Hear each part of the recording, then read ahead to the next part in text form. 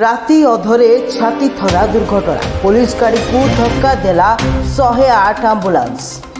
गाड़ी तले चापी होई चलीगला होमगार्ड को जीवन आईआईसी और पुलिस ड्राइवर को अवस्था संकटापन्न गतकाली विलंबित राति रे Ujjwala Indian Oil petrol pump सामने घटिथिला एही मर्मन्तुद सड़क दुर्घटना विलंबित राति रे उज्ज्वला आईआईसी बनमाली बारिक अन्य पुलिस कर्मचारी को धरी पेट्रोलिंग एवं चेकिंग करुथिले इंडियन ऑयल पेट्रोल पंप निकट में पुलिस गाड़ी छिड़ा करी बाइक रे जाउथिबा युवकक तनखी निमंते अन्य कर्मचारी ओह्लाइथिबा बेले हठात बारिपदारु कप्तिपद अभिमुखे जाउथिबा एक 108 आंबुलांस आसी पुलिस गाड़ी को धक्का देथिला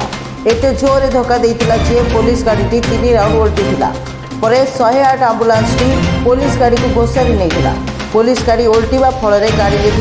उज्ज्वला आईआईसी बनमाली बारिक ड्राइवर सदानंद सिंह गाड़ी भितर गुरुतर हो जाते अन्यपटे गाड़ी भितर होमगार्ड लक्ष्मीधर महांतर पुलिस गाड़ी तले चापी हो मृत्यु घटी